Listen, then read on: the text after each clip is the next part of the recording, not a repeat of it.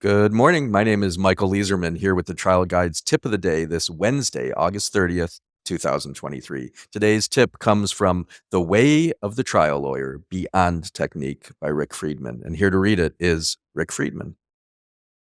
Thank you. To begin with, self-righteousness can lead to black and white, all or nothing thinking. To be the strongest possible advocate, we must understand and appreciate the good in our opponent and the strengths in their positions. To enter a legal fight blind to our opponent's qualities is to enter, well, partially blind. It will lead to defensiveness and misperception. It virtually guarantees impaired advocacy.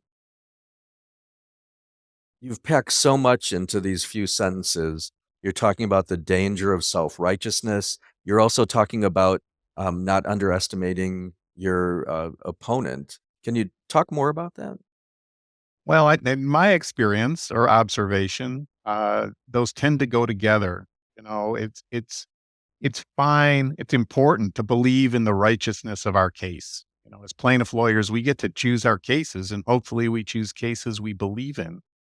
Uh, but if all you can see is the rightness of your cause, the rightness of your case, uh, you've got some blind spots because there's almost always some merit in the defense case, and sometimes a lot of merit in the defense case. And if you can't see that because you're so in love with the righteousness of your case, then you may not see those blind spots coming at you, what's in those blind spots coming at you. So that's the basic idea. If we're holding on so hard to our beliefs about our case, and I'm sure you've seen this too, Michael, either in yourself or in other people or both. We all fall prey to this, but yeah. So this is a reminder to myself as well as to everybody else. Absolutely. How do you do that to see the merit in the other side's case? I mean, is it through working up the defense focus group, or how do you personally do that?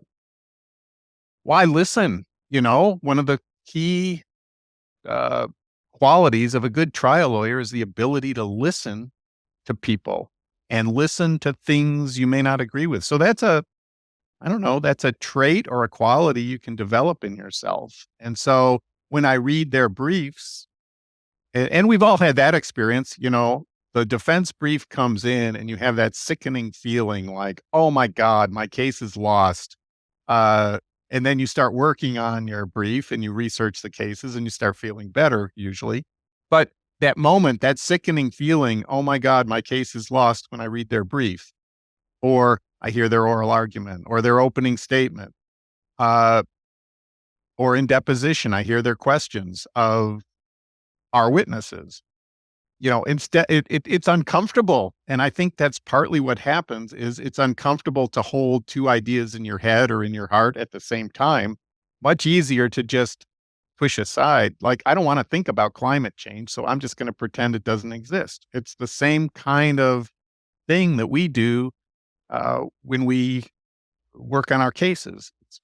So in answer to your question, I try to listen to what they're saying in their brief, what they're saying in the depositions, and really hold it and turn it over in my mind and think about the implications and how it might land on somebody who's never heard about this case before.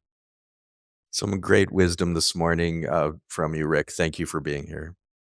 Thanks for having me, Michael. Let's take a deep breath together and be grateful to be alive this Wednesday. May we work today to help reduce suffering in the world. May our efforts as lawyers and as people help to repair the world. May we fiercely and compassionately advocate for our clients, champion their stories, and do so from a place of compassion. I'm going to ring a bell now. This can take you into a meditation practice, a prayer practice, or just remind you, wake up, it's Wednesday. Go out, do good things, and have fun while you're doing it.